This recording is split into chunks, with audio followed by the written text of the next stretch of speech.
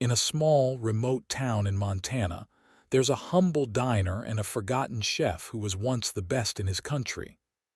Now, he's looked down upon by those around him, his talents and past achievements ignored. But what changed? How did this chef earn the respect and admiration of a community that once dismissed him? Join us as we uncover the story of transformation and redemption. Stay tuned to Voices of the Underdog for more incredible tales. Don't forget to like, subscribe, and hit the notification bell. In a small, remote town nestled in the rugged mountains of Montana, there was a diner called the Rusty Spoon. It was the kind of place that people either passed by without noticing or came to for a warm meal and a touch of familiarity. Its walls were adorned with photos of local events, and the scent of home-cooked food drifted from its worn kitchen. The town, though small, was tight-knit, and everyone knew each other's business. Everyone, that is, except Emil Santos. Emil had worked at the Rusty Spoon for the past 2 years, his quiet demeanor and unassuming presence blending into the background of the diner. He wasn't the kind of man who drew attention, nor did he want to. His job was simple. He cooked the meals that kept the regulars coming back for their daily fix of comfort food. But for Emil, it wasn't just about the food. It was a far cry from the glamorous, high-end restaurants he had once graced in his home country of the Philippines. Back then, his name had been synonymous with exquisite dishes that won awards and attracted celebrities. That was before everything changed. The customers at the Rusty Spoon didn't know much about Emil's past. He had long abandoned his former life and tried to bury it in the dust of time. He was no longer the celebrated chef of Manila's elite culinary scene. He was just a man trying to make a living in a forgotten corner of the world. His colleagues in the kitchen were largely indifferent to him. To them, he was just another worker, a man who cooked food but lacked the personality to make his mark. There was no admiration for his skills, only ridicule. He had earned his place in the kitchen by sheer persistence, but the other chefs weren't impressed. One of his co-workers, Tim, a brash and arrogant line cook, took particular pleasure in belittling Emil. Tim would often throw sarcastic remarks his way, mocking the way he held his knife or the careful way he prepared ingredients. "You're not in Manila anymore, Emil," Tim would say with a sneer. "This is a real kitchen, not some fancy restaurant. Get your hands dirty." Emil, never one to argue, would simply nod and continue with his work, focusing on the task at hand. There were other small jabs, too, from the waitstaff and even the regulars who often commented on his quiet nature. "You're not from around here, are you?"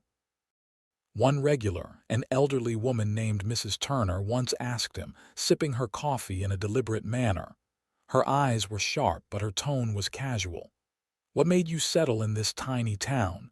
You don't seem like the type who would be happy here." Emil smiled politely, his gaze fleeting. "Just needed a fresh start," he said softly, his words measured and calm. He wasn't about to share the truth with her, how he had once been at the pinnacle of his career, his name known throughout the culinary world, before a tragedy had shattered everything. The truth, the real story of Emil's fall from grace, was something no one in the town knew. It was a past he kept buried deep within, locked away behind a wall of memories that still haunted him. His journey had begun years earlier in Manila, where Emil had been known as a rising star in the world of fine dining. He had trained under the best chefs, learned the art of French cuisine, and honed his craft in some of the most prestigious kitchens in the Philippines. His talent had earned him accolades, and he had quickly built a reputation for himself. Critics praised his ability to blend local flavors with international techniques, creating dishes that were as visually stunning as they were delicious. He had even appeared on TV, featured in cooking shows and food documentaries. His career seemed limitless. But then, the earthquake hit. It was a day like any other when the ground beneath Manila trembled with a force so powerful that it brought the city to its knees. The buildings shook, the streets cracked open, and chaos spread like wildfire. Emil had been in his restaurant when the walls started to collapse. His staff and customers ran for their lives, and the kitchen became a disaster zone. The aftershocks continued for days, and the damage was catastrophic. In the wake of the earthquake, Emil found himself facing an even greater disaster, the destruction of his family's home. His wife, Sophia, and their young daughter, Mia, had been trapped in the wreckage. For hours, Emil searched frantically for them, his heart pounding in his chest. When he finally found them, it was too late. They had been injured, and his wife's condition was critical. It was a blow that would forever change the course of his life. In the aftermath of the disaster, Emil put his career on hold. His focus shifted entirely to caring for Sophia, who was left with permanent injuries, and Mia, who had to cope with the trauma of losing everything. Emil used his savings to help fund their medical bills and tried to rebuild their lives, but it wasn't enough. As the months passed, the restaurants that once sought him out began to forget his name.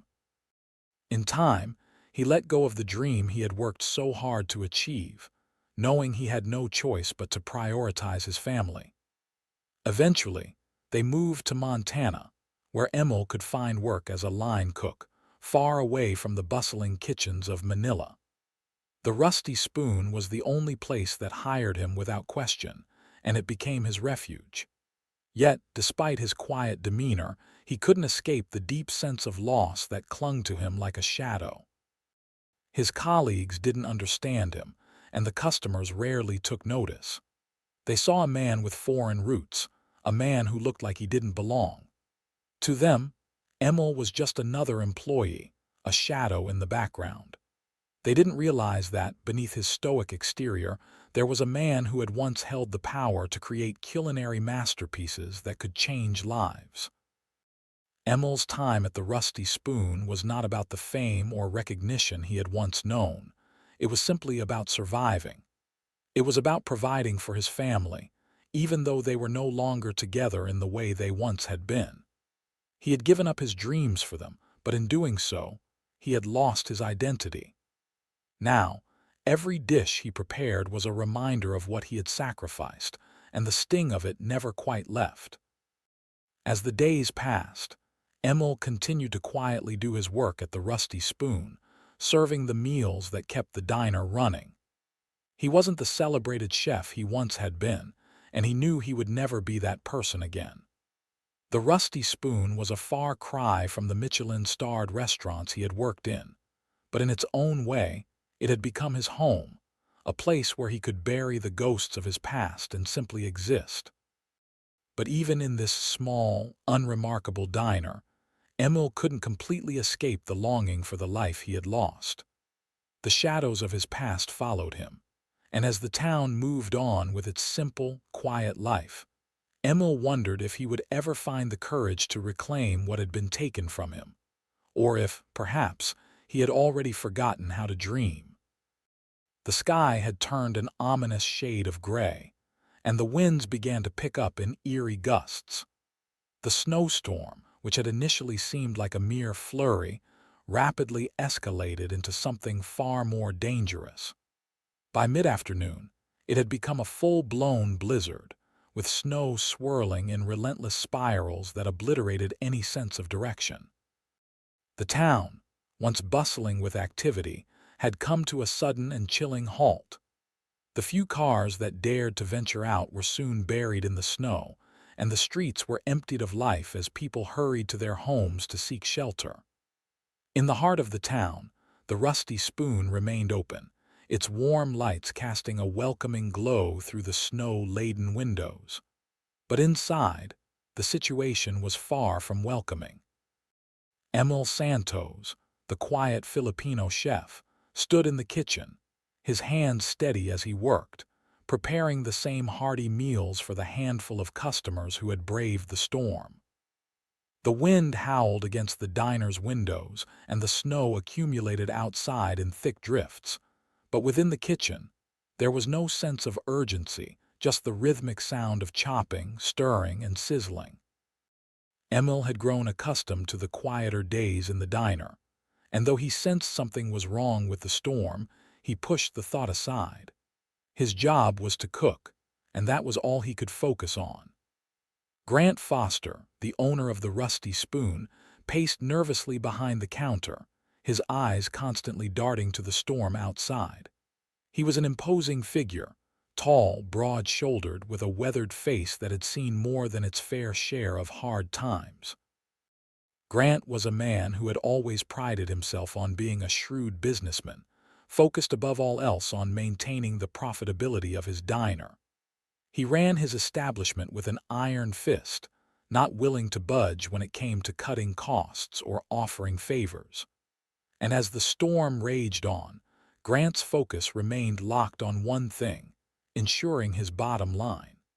He watched the dwindling number of customers with growing concern. The storm was keeping people at home, and there was little business to be had. He couldn't afford to give away free meals, not with the way the storm was shaping up. "Emil," Grant shouted, his voice rough and impatient, "make sure you don't overcook those burgers. We can't afford to waste any food today." Emil glanced up briefly, acknowledging Grant's command with a silent nod, but his mind was elsewhere. The storm outside was starting to feel different. A sense of foreboding hung in the air. The lights flickered briefly, then steadied. He knew that in a small town like theirs, a storm like this could turn into something far more dangerous than just an inconvenience. The roads would soon be impassable, and supplies would dwindle quickly. If the storm kept up like this, the town could be isolated for days, if not longer. As Emil worked, the sounds of the diner were filled with the clink of silverware, the murmur of hushed conversations, and the low hum of the kitchen exhaust fans. The storm outside continued to build in intensity, but Grant was too preoccupied with his own thoughts to pay it much mind. He didn't care about the weather. He cared about one thing: profit. And profit meant controlling what little food they had left. "We've got to stretch these supplies," Grant muttered to himself, glaring at the dwindling stock of potatoes and frozen vegetables in the pantry. "I don't know how long this storm is going to last, but we can't just start handing out meals like charity." As the hours passed, the diner's small customer base began to dwindle even further. The storm had closed in on the town with a vicious intensity, and it wasn't long before the streets became completely impassable. By evening, the Rusty Spoon was the only place still open, its doors shut tight against the storm, and its warm lights shining through the blinding snow. The few customers who had managed to make it out were now gone, huddled in their homes, trying to stay warm. Outside, the snow continued to fall, thick and relentless. The power flickered once more and then went out entirely, plunging the diner into darkness. A few seconds passed before the emergency lights kicked on, casting a dim glow over the room. Grant didn't flinch at the loss of power. Instead, he scowled. "Damn it," he muttered, his voice rough with frustration. "This is just what we need." Emil stopped what he was doing, sensing the shift in the atmosphere. The power going out was a bad sign. Without electricity, the diner would be forced to close sooner rather than later. But there was no way of knowing when the power would be restored, and in a snowstorm this severe, it could take days. The Rusty Spoon wasn't just a business. It was a community lifeline for the townspeople, and Emil knew that soon enough, they would need food. And if the storm lasted, they would need shelter. Outside, the storm showed no signs of letting up. The snow piled high against the windows and the winds whipped through the town, creating an eerie, almost suffocating silence. As the night wore on, word spread quickly through the town that the Rusty Spoon was still open, and it became the only place to go for those in need of food. People from all over the town, desperate to stay warm and fed, made their way through the snowdrifts toward the diner. The few residents who had power in their homes began to reach out to neighbors, telling them about the place that still had food. But when they arrived, they were met with the cold, hard reality of Grant Foster's business practices. The storm had already taken a toll on the town, and the idea of people coming into the diner to buy food was a small comfort in Grant's eyes. As the crowds outside grew larger, the realization dawned on Emil. The people in the town weren't just looking for food. They were looking for a place to survive the storm, for some human connection in the middle of the blizzard. But that wasn't what Grant had in mind. No freebies, Grant growled as the first townspeople made their way through the door. You want food, you pay for it.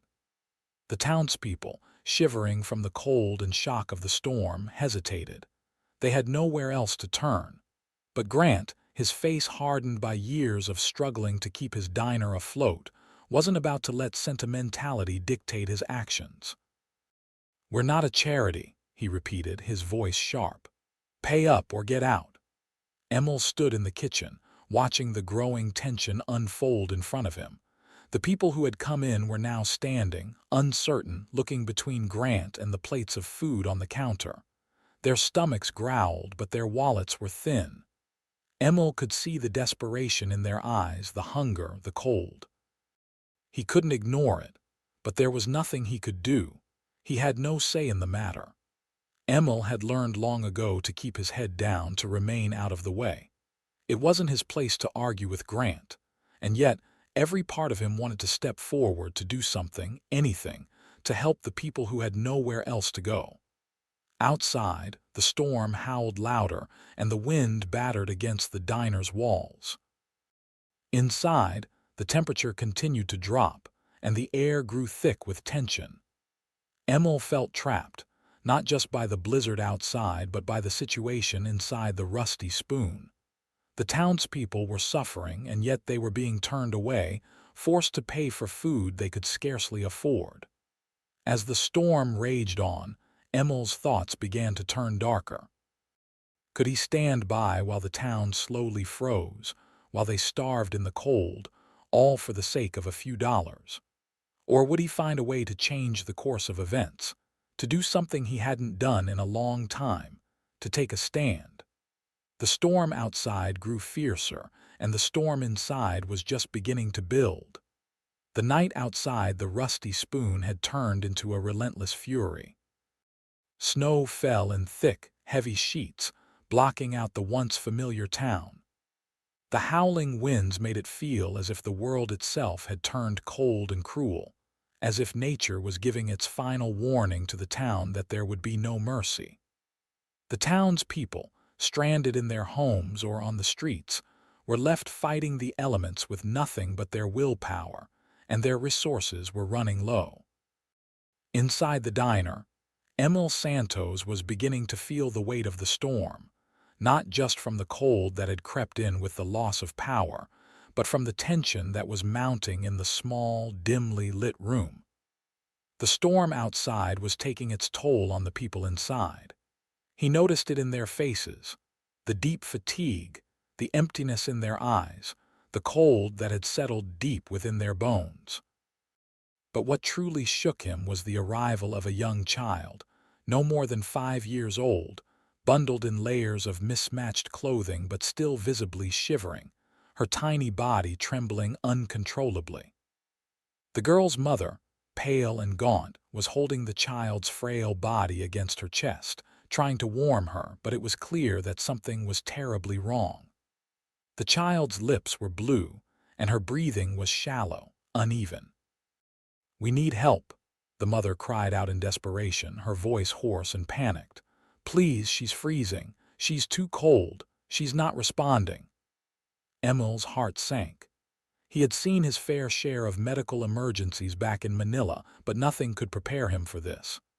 The small town of Montana, where he had hoped to find some peace and a fresh start, had become a frozen prison, and the resources to help were quickly dwindling. He looked across the diner, where Grant was still obsessively wiping down the counter, avoiding the growing number of people who had gathered, unsure of what to do. Most of the customers were too cold and too afraid to speak, but Emil could feel the shift in the air, an unspoken plea for someone to act, someone to take charge. The pressure in the room was unbearable, and Emil knew he couldn't just stand there. Without a second thought, Emil sprang into action, his instinct as a chef and a caregiver taking over. He rushed into the kitchen and grabbed what he could from the dwindling stock. There were only a few bags of potatoes, some leftover carrots, and a couple of cans of chicken broth.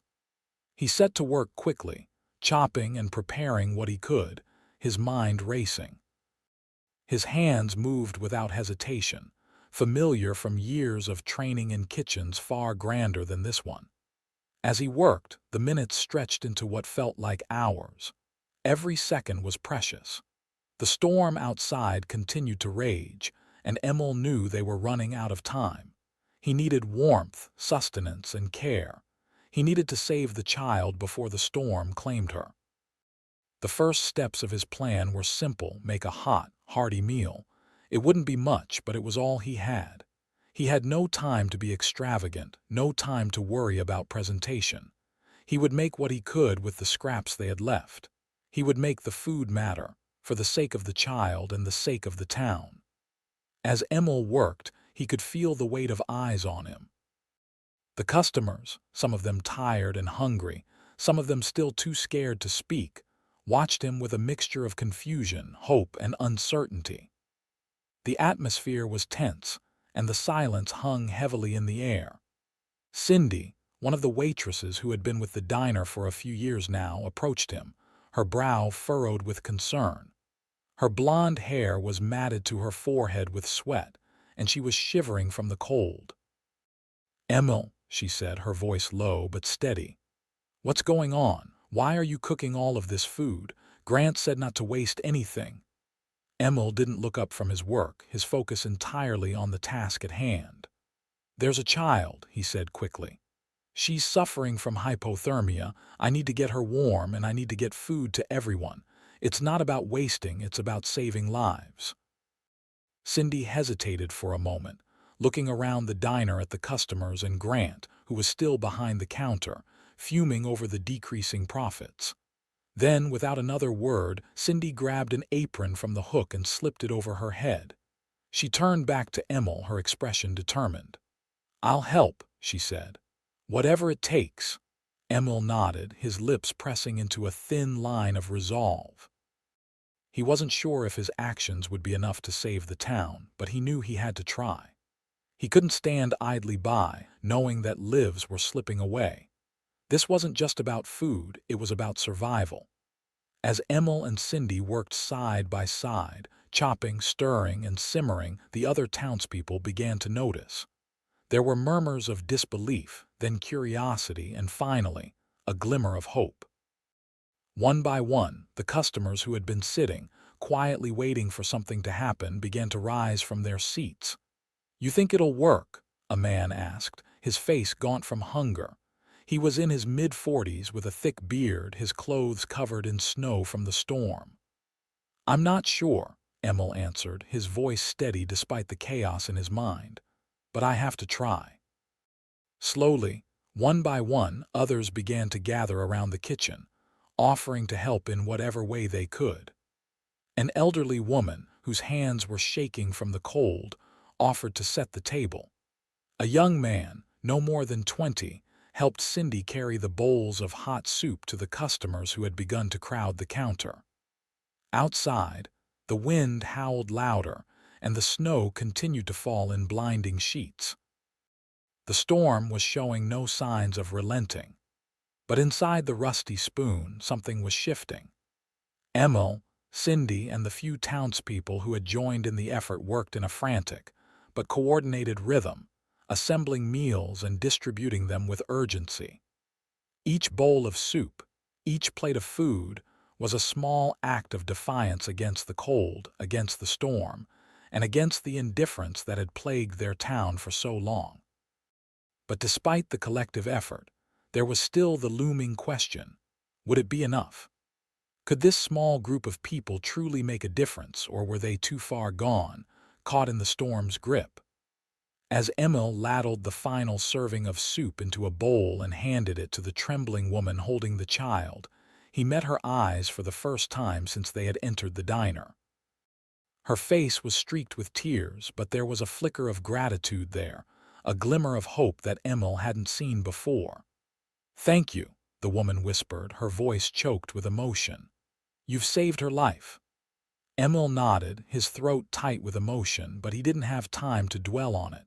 He was already moving on to the next task, to the next person who needed help. His focus was unwavering, because he knew that the true challenge had only just begun. The storm was still raging, and there were many more people to save. Outside, the blizzard continued its unrelenting assault on the town. But inside the rusty spoon, Emil had started a spark of resistance. A resistance fueled by compassion, unity, and a fierce determination to survive. And for the first time in a long time, Emil could feel the stirrings of something he hadn't felt in years: hope. The storm raged on outside, showing no sign of abating. The once thriving town of Cedar Ridge was now suffocating beneath the heavy blanket of snow that had transformed the familiar streets into ghostly shadows.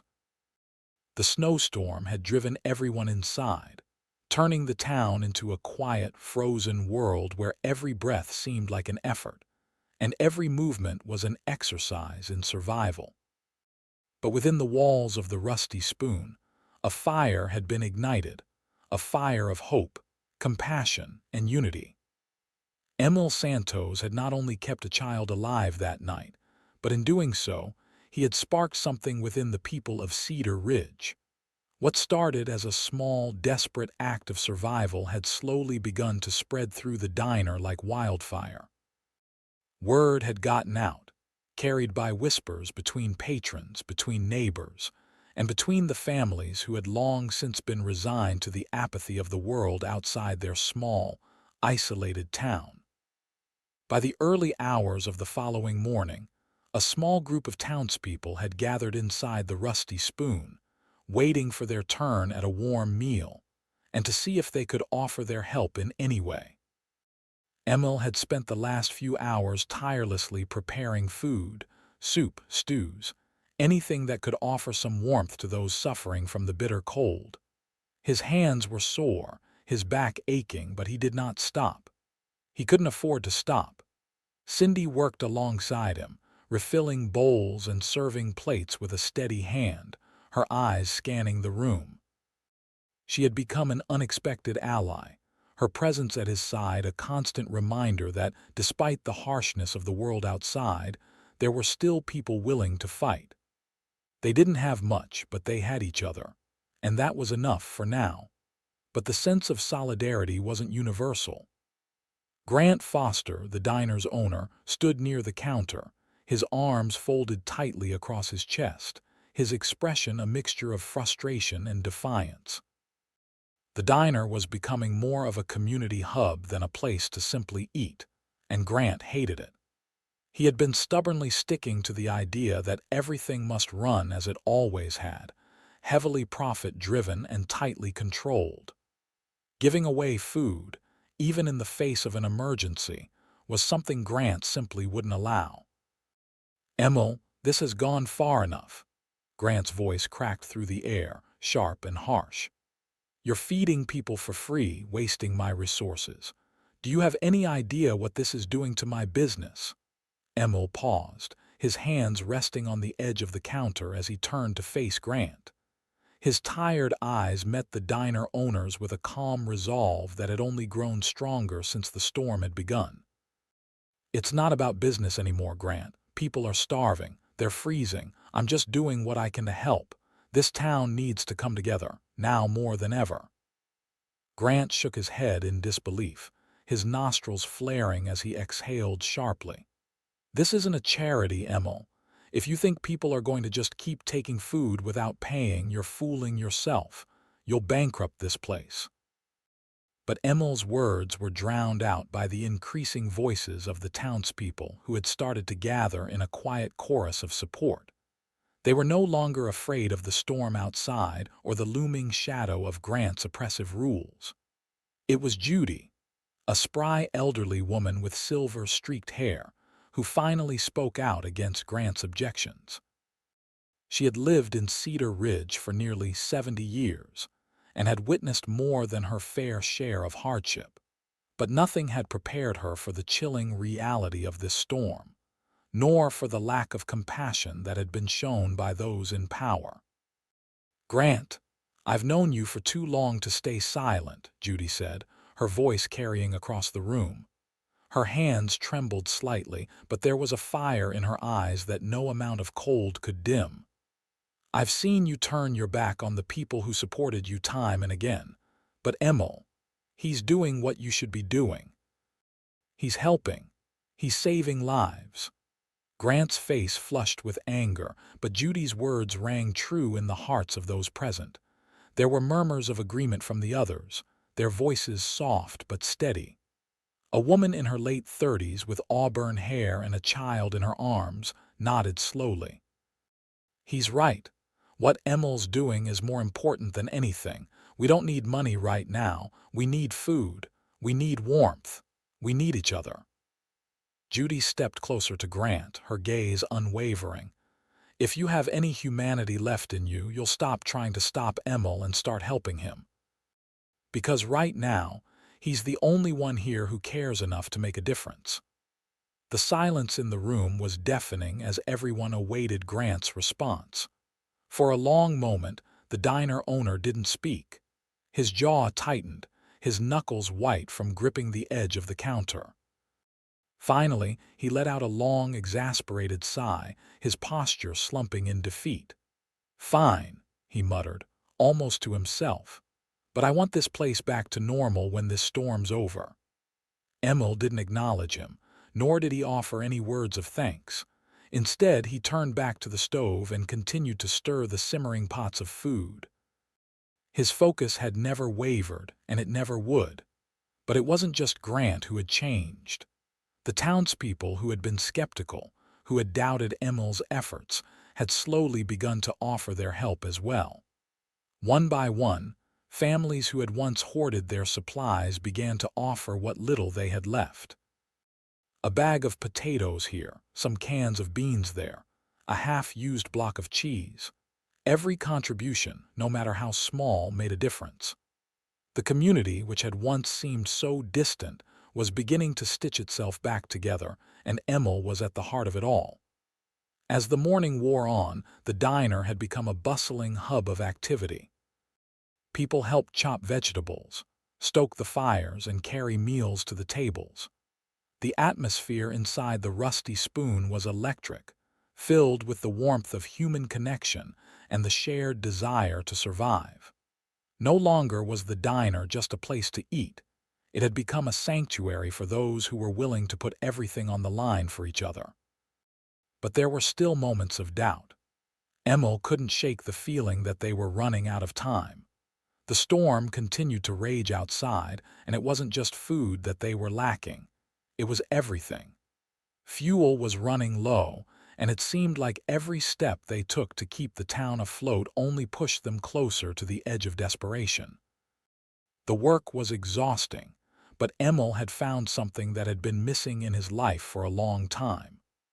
The people of Cedar Ridge had finally realized the severity of their situation, and with it, they had finally found the courage to stand together. They had awoken from their complacency, and they were fighting for their lives and for each other. In the midst of the chaos, Emil felt something stir within him. It was a sense of purpose that he hadn't known he had been missing.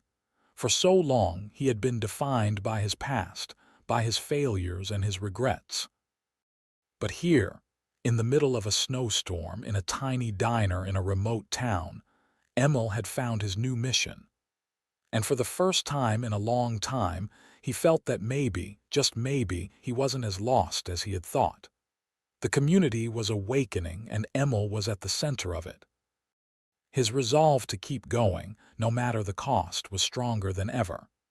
He would continue to cook, continue to fight for those who needed him. For as long as the storm raged, he would be there, ensuring that no one would have to face it alone. And slowly, just like the first light of dawn creeping over the horizon, hope began to return to Cedar Ridge. The storm, which had raged for days, was finally beginning to lose its grip on Cedar Ridge.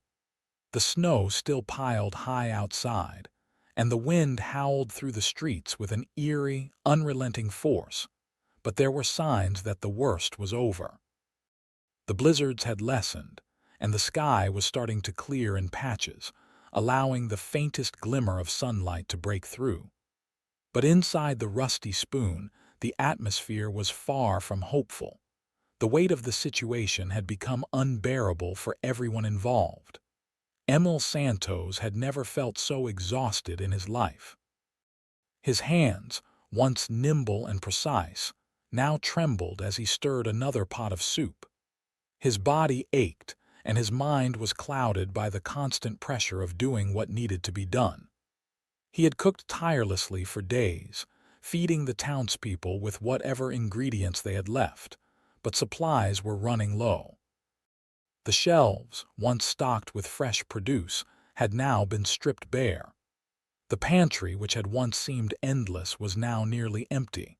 It was becoming impossible to ignore the reality. There was nothing more to cook. Emil's heart sank as he surveyed the kitchen. The few remaining vegetables, a handful of rice, and a bit of meat were all that was left. It wasn't nearly enough to feed everyone, and yet he couldn't stop. He couldn't abandon the people who had come to depend on him. They had trusted him when no one else would.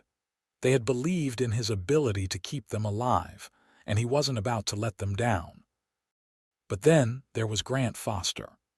The diner owner had been growing more irritable with each passing day, and the pressure of losing money was beginning to take its toll.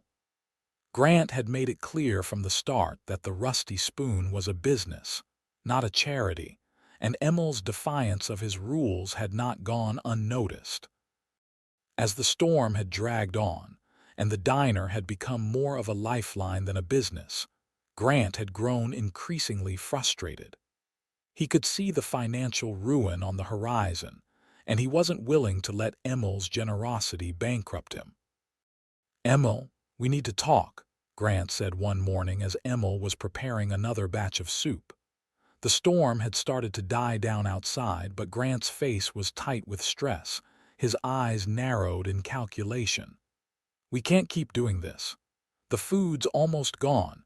You fed these people for days, but we can't afford to give away anything else." Emil looked up, wiping his hands on his apron. "Grant, you can't be serious. People are starving out there. We're the only place left with food. I can't just stop now." Grant's jaw clenched. "You don't get it, do you? This is a business, Emil, and businesses don't survive by giving things away for free. We've barely got enough food left to feed the people who have been paying customers all along. You want to turn this place into a soup kitchen? You'll have nothing left to show for it." Emil's chest tightened with frustration. The thought of turning away hungry families, many of whom had never shown him respect or support, was unbearable. But at the same time, he understood Grant's point. The Rusty Spoon couldn't survive if it wasn't making money. He had no answers, no solutions. The weight of responsibility was beginning to crush him, and the guilt gnawed at him like a constant ache. "I'm not stopping," Emil said firmly, his voice low but steady. "Not until every last person is fed. We'll figure it out. We have to." Grant shook his head. "Then you're on your own. I'm closing up shop. You do what you want, but I'm not running a charity here." The tension between them was palpable, but before Emil could respond, the door of the Rusty Spoon swung open with a loud creak, and a group of men in heavy snow gear entered. Their faces were weathered and tired, but their eyes lit up with a glimmer of hope as they took in the warm, bustling diner. "Is this the Rusty Spoon?" one of them asked. "We've been looking for this place." "We've got supplies." Relief surged through Emil's chest as he rushed to meet the group. "Yes, yes, it is. Thank God you're here. You don't know how much this means." The men, members of a rescue team sent by the state, were carrying boxes and crates full of food, medical supplies, and blankets. The storm had trapped the town for days, but the rescue teams had finally been able to make it through. Emil could hardly believe it. Just as they were running out of food, help had arrived. The rescue workers quickly unloaded their supplies, and for the first time in days, Emil could breathe a little easier. They had enough food to restock the diner, and they had medical supplies to care for the elderly and the sick. The townspeople, who had been relying on Emil's makeshift meals, gathered around the new supplies like bees to honey, eager to help. The air buzzed with the excitement of survival. For the first time in days, they were no longer on the brink of disaster. Grant, standing stiffly by the counter, seemed less pleased. His eyes narrowed as he watched the rescue workers unload the food. He had been wrong. The town was getting the help it needed, and he had no choice but to accept it. But his pride was a hard thing to swallow, and he wasn't ready to admit that Emil had been right all along. Emil, however, didn't need Grant's approval anymore. He watched as the rescue workers handed out food to the crowd, and for the first time in days, he allowed himself to feel a sense of relief. His work wasn't done, but they had made it through the hardest part. The storm would soon pass, and the people of Cedar Ridge would begin to rebuild. As the rescue workers set up a distribution line, Emil turned to the townspeople who had gathered around him. Some were familiar faces, those who had been there every day, helping, eating, and sharing whatever they could. But there were others, too, people who had once looked down on Emil, who had seen him as little more than a humble, overlooked chef in a small diner. Now they were looking at him differently. One of the women, a mother who had barely spoken to Emil before, approached him with a shy smile. "Emil, I just wanted to say thank you. I've never seen anyone work as hard as you have. You saved us all. I don't know how we can ever repay you." Emil shook his head, a humble smile crossing his lips. "You don't have to repay me. We're all in this together. You don't need to thank me. We just did what needed to be done." But the words were enough to stir something within him. He had been fighting not for recognition, but for survival. And now, as he watched the community coming together, he realized something. He had been part of something much bigger than himself. The storm had torn at the fabric of the town, but in the end, it had brought them all together. In the weeks that followed, Cedar Ridge slowly began to rebuild. The rescue teams remained in town, helping to repair the damage caused by the storm, and the people of the town worked together to restore their homes and businesses. The Rusty Spoon, which had once been a small, struggling diner, became a symbol of hope for the community. Emil's efforts had made all the difference, and though Grant would never admit it, he had learned something from the chef's unwavering dedication. As for Emil, he had found a place in Cedar Ridge. No longer the forgotten chef, he had become a beacon of strength, compassion, and resilience. He had helped to save a community, and in doing so, he had discovered something that had eluded him for years, a sense of belonging. And that, in the end, was worth more than any amount of money or recognition. The final showdown had been fought, not with words or weapons, but with kindness and sacrifice. And Emil had emerged victorious, not because he had beaten anyone, but because he had refused to give up on the people who needed him the most. The town of Cedar Ridge had awoken from its complacency, and Emil had shown them what it meant to truly care for one another. In the end, the storm had passed, and Emil had weathered it, stronger, wiser, and more certain than ever that he had made the right choice. The community had been saved, and so had he. The snow had finally stopped falling, the fierce winds calmed, and the skies had cleared to reveal a bright, crisp morning over Cedar Ridge. The town, once buried under feet of snow and darkness, was now basking in the soft light of a new day. The storm had passed, and with it came a sense of relief, though the aftermath left its mark. The streets were still slick with ice. The homes bore the scars of the raging weather, and the memories of the terrifying days spent in isolation lingered. But for the people of Cedar Ridge, the storm's aftermath meant something more. It marked the day they recognized Emil Santos, the quiet, overlooked chef of the Rusty Spoon, as something more than just a cook. He had become a hero in their eyes.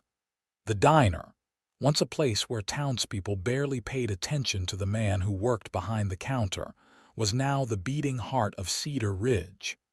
Every table was filled with people, some still wearing their snow-covered coats, others with faces softened by gratitude, who had gathered to thank the man who had saved their lives.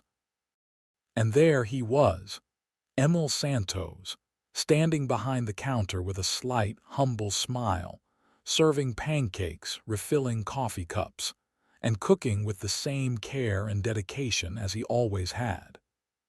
But this time, the people around him weren't just customers.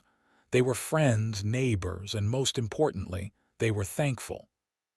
Cindy, the waitress who had become one of Emil's closest allies during the storm, stood nearby, watching him work.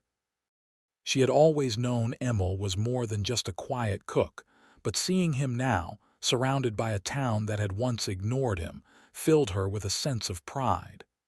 "You know," she said, leaning over the counter to speak to him, "I don't think I've ever seen this place so alive."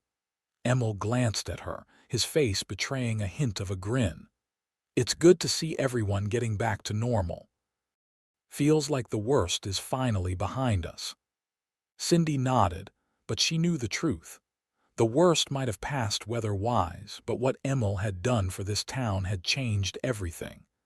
His actions during the storm had proven to everyone that he was more than just a forgotten chef in a small diner. He was a man of integrity, courage, and deep compassion. Without his tireless work, without his refusal to give up when everything seemed lost, the people of Cedar Ridge might not have survived the blizzard. Judy, the elderly woman who had been one of the first to stand up to Grant Foster when he wanted to shut down the diner, entered the restaurant, her cane tapping lightly on the floor. She looked around, taking in the scene.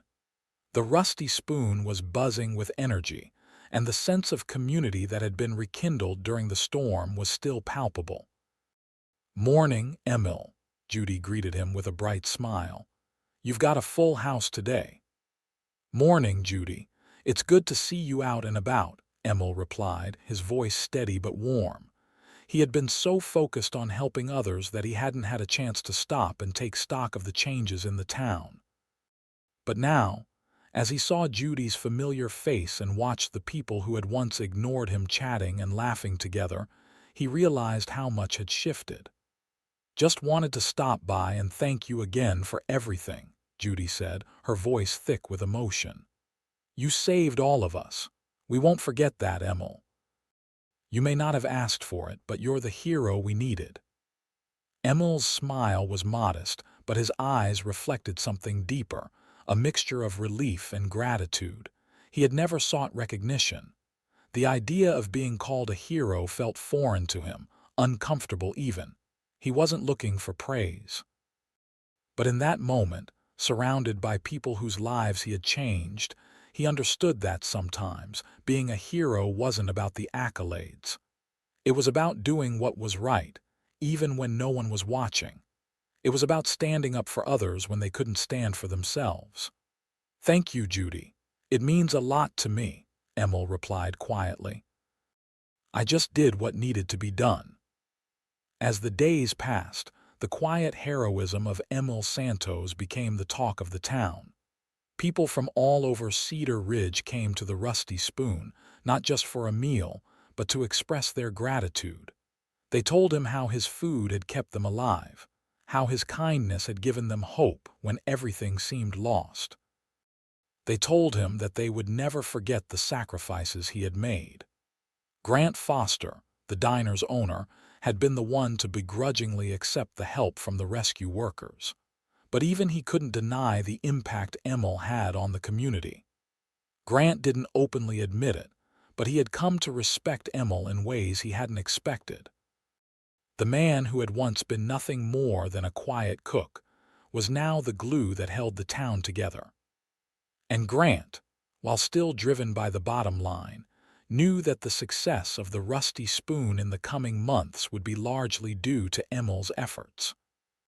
One evening, as the diner began to fill with customers, Emil caught a glimpse of himself in the reflection of the diner's window. The sight was fleeting, but it was enough for him to notice something he hadn't in a long time. He was no longer the forgotten chef. He was no longer the man who worked in the background, unnoticed and unappreciated. Emil had become someone who mattered, someone who had earned the respect of the community, not through grand gestures, but through his quiet actions and unwavering dedication to the people he had come to care for. As he turned back to the kitchen, he heard the voices of the townspeople carrying through the diner, their laughter and conversation filling the air. He didn't need to hear the words to know what they were saying. They were talking about him. They were talking about the man who had saved them, the man who had never asked for anything in return. Emil felt a deep sense of peace wash over him. The storm had passed, the town was healing, and so was he. His place in Cedar Ridge was secure, not because of his past or his fame as a chef, but because of his heart. He had given everything he had to help others, and in return, the town had given him something he had never known he needed, a sense of belonging. That night, as Emil sat in the quiet of the diner, taking a rare moment of rest, he reflected on everything that had happened. He hadn't sought recognition, hadn't asked for praise. But the people of Cedar Ridge had given him something far more valuable than any award or acknowledgement. They had given him their trust. They had seen him for who he truly was, and that, in the end, was more than enough. Emil Santos had found his place in the world, and it was here, in the small town of Cedar Ridge, where he had quietly become the hero he never expected to be.